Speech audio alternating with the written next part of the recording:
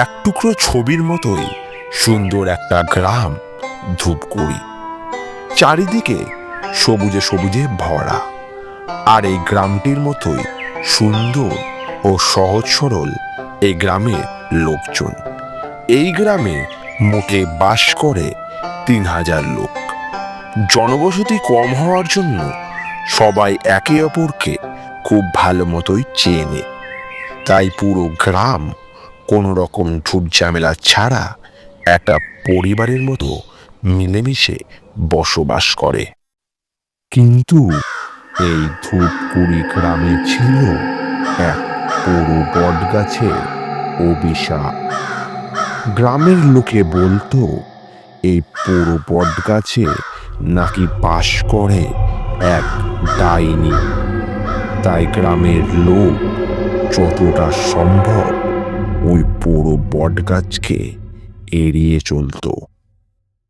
সব থেকে অসুবিধার বিষয় ছিল সেই পুরো বটগাছটা ছিল গ্রামে প্রবেশের প্রধান রাস্তার উপর।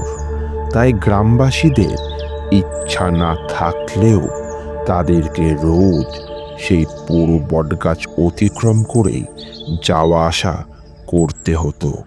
তাই গ্রামবাসীরা সবাই সন্ধে হওয়ার আগে সমস্ত দৈনন্দিন কাজ সেরে নিজের নিজের ঘরে ফিরে আসত। সন্ধ্যার পর আর কেউ সেই পুরো বটগাছের কাছাকাছি যেত না। আর যদি কেউ কখনো সন্ধ্যার পর সেই রাস্তা দিয়ে ফিরত, তাহলে সে পড়ে যেত সেই ভয়ঙ্কর ডাইনির কবলে এবং চিরকালের মতো তার আর কোনো রকম খোঁজ পাওয়া যেত না।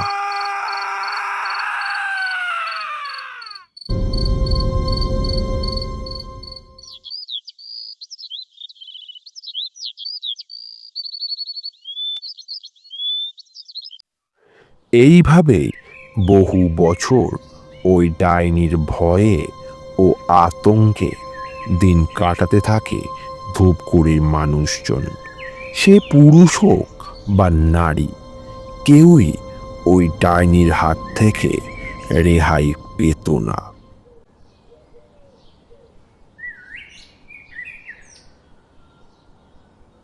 একদিন গ্রামের মাস্টার মশাইয়ের নাতনি জবা খেলতে খেলতে চলে যায় সেই পুরো বট গাছের কাছে।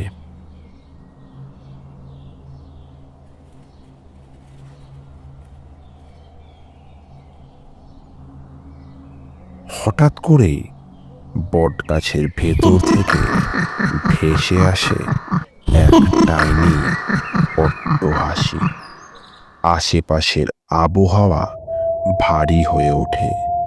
চারিদিকে ছড়িয়ে পড়ে একটা কুটিল গন্ধ। হাওয়ার মতো জবার সামনে এসে উপস্থিত হয় সেই ডাইনি। ডাইনি সেই ভয়ঙ্কর চেহারা দেখে আঁতকে ওঠে জবা। ডাইনি অট্টহাসি করে বলে ওঠে, আজ তোকে কেউ বাঁচাতে পারবে না। তুই এবার সারা জীবনের মতো এই বট গাছেই আটকে থাকবি। আহা হা হা। ভীত গলায় জবা বলতে থাকে, আমাকে ছেড়ে দাও। আমি আমি আর কোনোদিন এখানে আসবো না। দয়া করে আমাকে ছেড়ে দাও। আমি প্রতিজ্ঞা করেছি এই ধূপগুড়ি গ্রামের কাউকে আমি শান্তিতে বাঁচতে দেব না। তাই তোরও কোনো রেহাই নেই। তুইও আবদ্ধ হয়ে থেকে যাবি এই বট গাছে যেমন বাকিরা আছে। এই কথা বলা মাত্রই জবাকে মন্ত্র বলে আবদ্ধ করে ফেলে ডাইনি।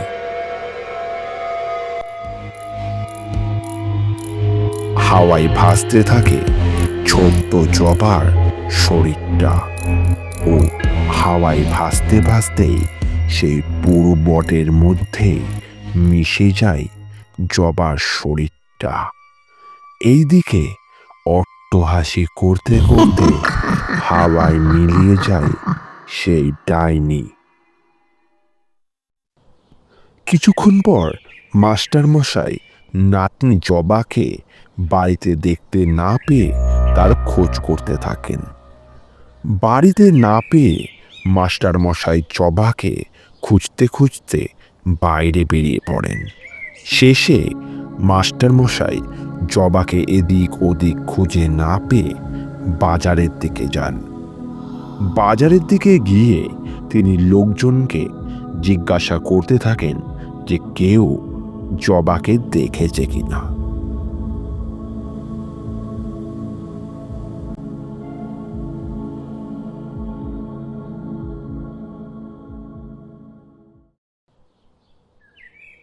মাস্টার মশাইকে চিন্তিত দেখে বাজার থেকে জনা কয়েক লোক মাস্টার মশাইয়ের সাথে জবাকে খুঁজতে থাকে।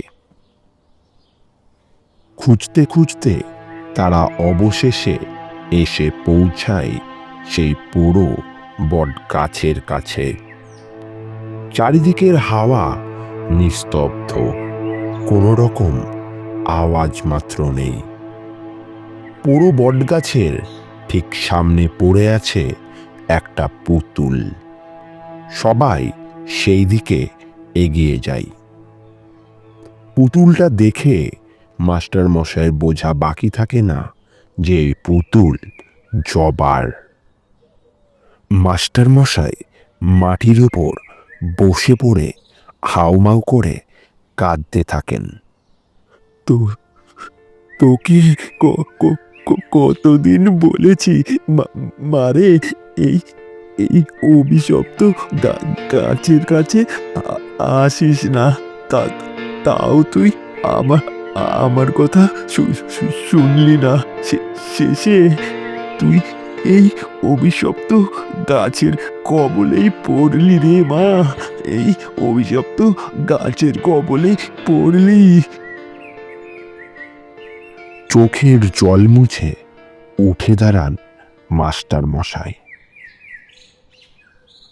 আর আর কতদিন আর কতদিন এভাবেই চলবে?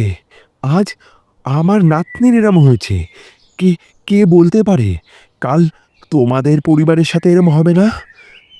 আর কতদিন এই ধূপগুড়ির মানুষজন ওই ডাইনির হাতে মারা পড়বে? তাই এখন সময় হয়েছে এক হওয়ার। আর ওই ডাইনির ভয়ে ভীত হয়ে থাকলে হবে না, আমাদের সবাই একসাথে হয়ে ওই ডাইনির বিরুদ্ধে প্রতিরোধ গড়ে তুলতে হবে। তাহলে চলো, তোমরা সবাই মিলে আমার সাথে মোড়ল মশাইয়ের বাড়ি চলো। হ্যাঁ হ্যাঁ, চলো চলো চলো। হ্যাঁ চলো চলো। হ্যাঁ হ্যাঁ, চলো চলো। মাস্টার মশাই ও জনা কয়েক গ্রামবাসী যায় গ্রামের মোড়ল হরনাথ বাবুর কাছে।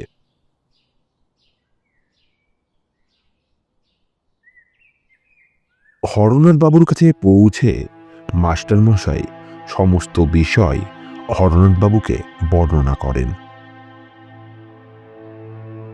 সবকিছু শুনে হরনাথ বাবু বলতে থাকেন, আজ থেকে ঠিক 25 বছর আগে প্রথম এই গ্রামে আসে ওই শয়তান। যখন সে বেঁচে ছিল ওর নাম ছিল মায়া। এসে ঠিক ওই বটগাছের নিচে ডেরা বাঁধে সে। প্রথম থেকেই গ্রামবাসীর ওর চলাফেরা সন্দেহজনক মনে হতো। সেই বিষয় নিয়ে গ্রামবাসীরা হরনাথবাবুকে সাবধান করেছিলেন, কিন্তু এক অসহায় বুড়ি ভেবে হরনাথবাবু তাকে গ্রামে থাকতে দিয়েছিলেন। কিন্তু সেই মায়ার গ্রামে আসার কিছুদিন পর থেকেই আস্তে আস্তে প্রথমে সাধারণ মানুষের গরু ছাগল মোষ ও তারপর ধীরে ধীরে মানুষজন নিরুদ্দেশ হতে থাকে। লোকে বলতো এইসব নাকি সব ওই ডাইনি মায়ার কাজ। কিন্তু একদিন এক বাচ্চাকে অপহরণ করতে গিয়ে হাতে নাতে ধরা পড়ে সে। শেষে মোড়ল মশাই ও মাস্টার মশাইয়ের নেতৃত্বে গ্রামবাসীরা মিলে ওই বটগাছের কাছে বেঁধেই আগুনে জ্যান্ত পুড়িয়ে মারা হয়েছিল ওই ডাইনি মায়াকে। পুড়তে পুড়তে ও তার চোখে কোনো রকম ভয় বা পীড়া ছিল না, ছিল তো প্রতিশোধ নেওয়ার এক প্রতিহিংসা।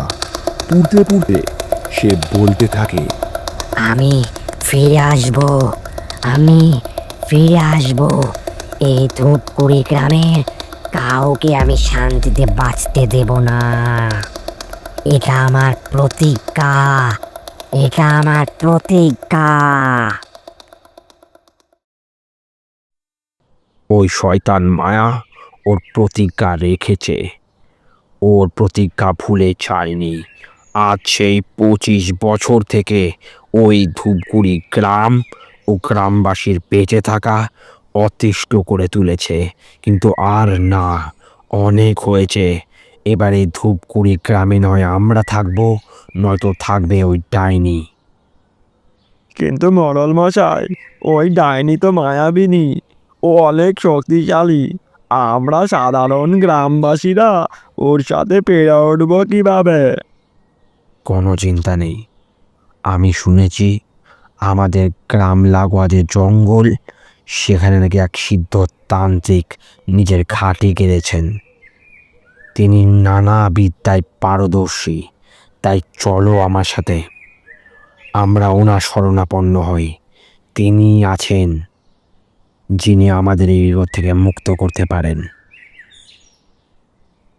অবশেষে মোড়ল হরনাথবাবু, মাস্টার মশাই ও গ্রামবাসীরা সবাই মিলে যায় সেই তান্ত্রিকের কাছে।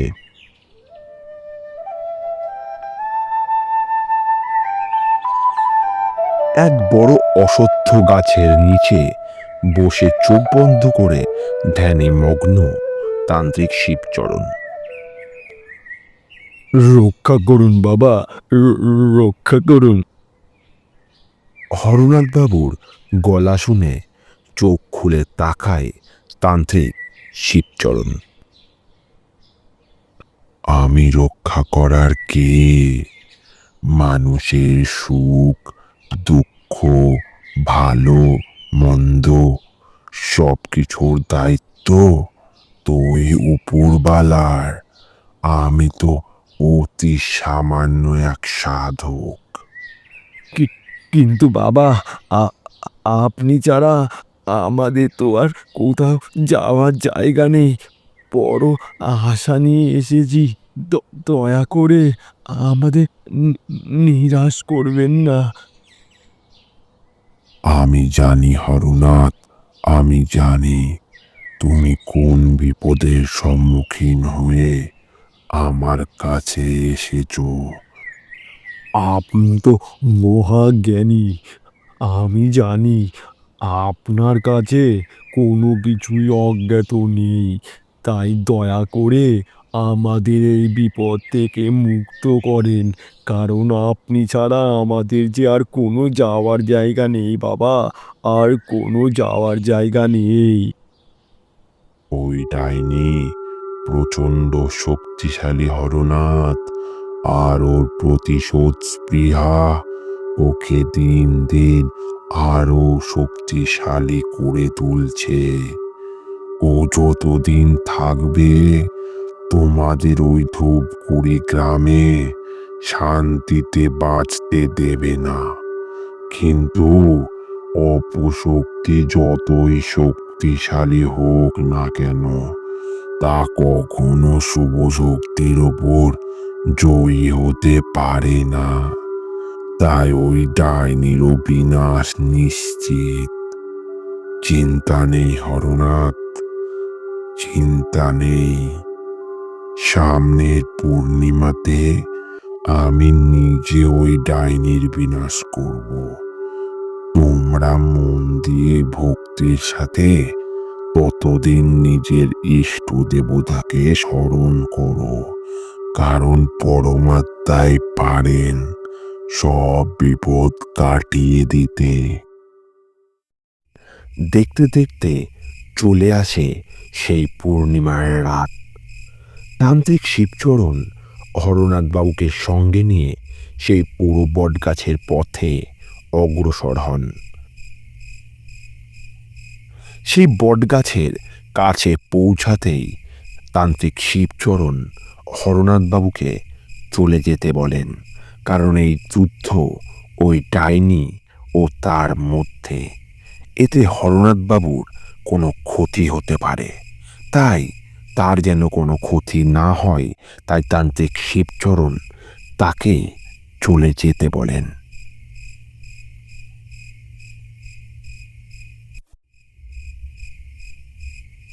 চারিদিকে পূর্ণিমার চাঁদের আলোয় ঝলমল করছে।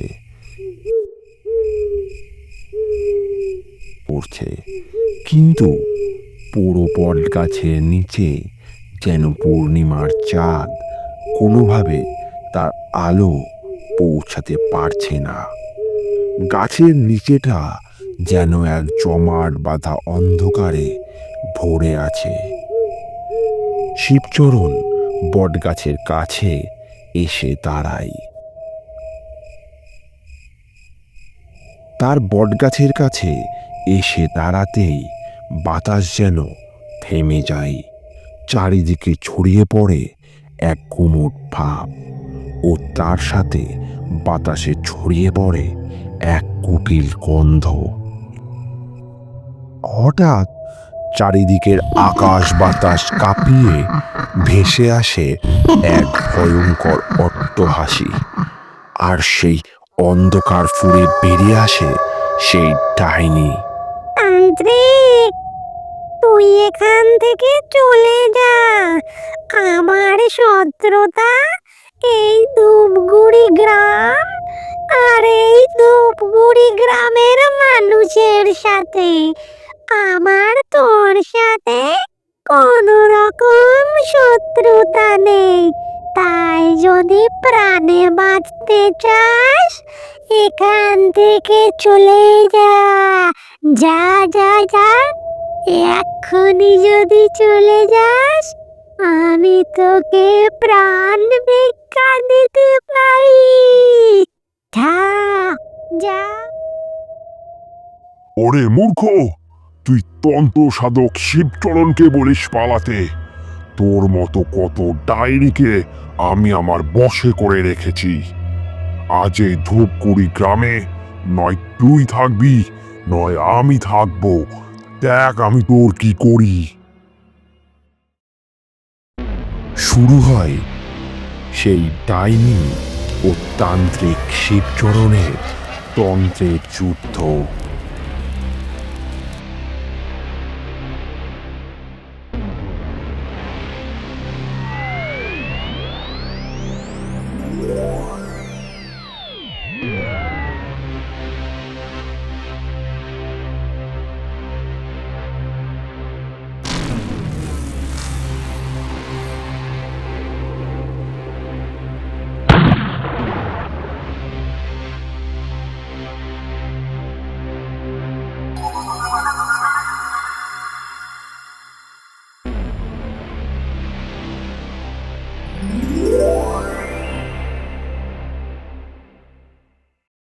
তান্ত্রিক, আমি ভেবেছিলাম আমি আমার শক্তির কিছু পরিমাণ ব্যবহার করেই তোর অবলীলা সাঙ্গ করে দেব, কিন্তু না তান্ত্রিক, আমি ভুল ছিলাম।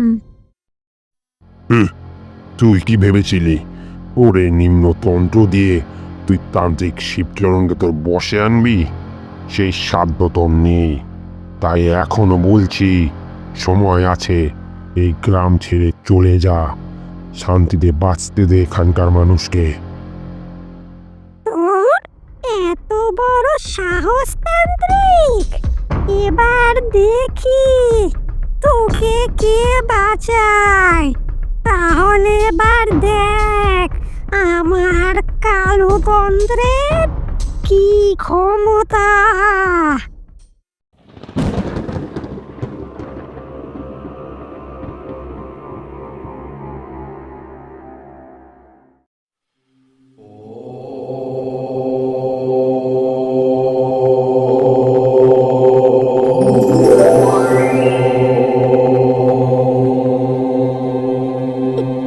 এটা কি করে সম্ভব? আমার সব থেকে শক্তিশালী ও ভয়ঙ্কর তন্ত্রের প্রতিরোধ করা অসম্ভব। এটা হতে পারে না, এটা হতে পারে না। তাহলে শোন ডাইনি, যারা সৎ পথে চলে ও পরমাত্মার ওপর ভরসা রাখে তাদের খেয়াল পরমাত্মা নিজে রাখেন। আর এই পৃথিবীতে কোনো তন্ত্রই তার চেয়ে শক্তিশালী নয়। তো শেষ ঘনিয়ে এসতে যায়নি। এবার তুই দেখ শিবচরণের ক্ষমতা কতখানি।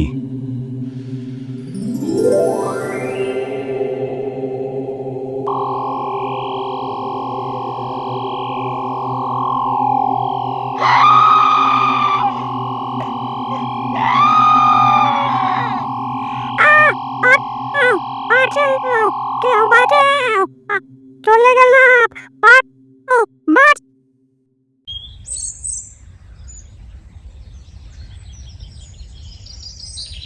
পরের দিন সকালে হরনাথবাবু ও মাস্টার মশাই সহ বেশ কিছু গ্রামবাসীকে দেখা যায় খুব চিন্তিত মুখে কারোর জন্য অপেক্ষা করতে।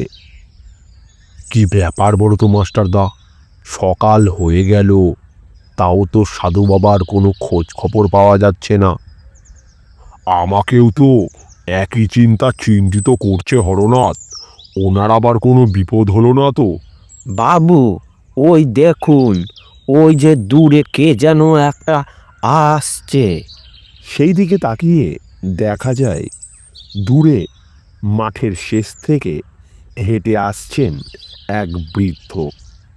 বুঝতে বাকি থাকে না যে উনি তান্ত্রিক শিবচরণ। কিন্তু আশ্চর্যের বিষয় হলো তার সাথে একটা কালো কুকুর।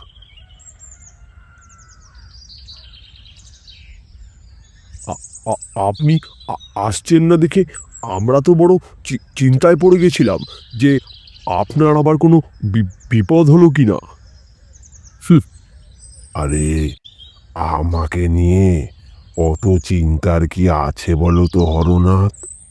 আমি তো বলেইছিলাম ওই ডাইনি আমার কিচ্ছু করতে পারবে না।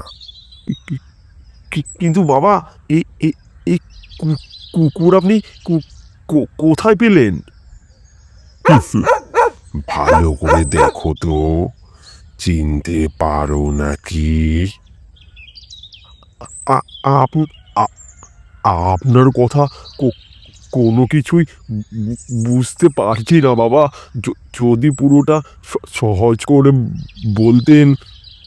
এই কুকুর হলো সেই ভয়ঙ্কর ডাইনি মায়া। ওকে মন্ত্র বলে বেঁধে কুকুর বানিয়েছি। আপনার কথা কিছুই তো বুঝছি না বাবা। ওই ডাইনি এই কুকুর মানে? ওরে বাবা, আমার বয়স হয়েছে বাপু, অত তোমাদের কথার উত্তর আমার কাছে নেই।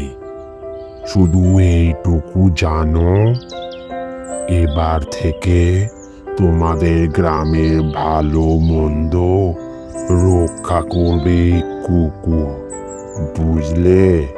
ও থাকতে তোমাদের আর চিন্তা নেই।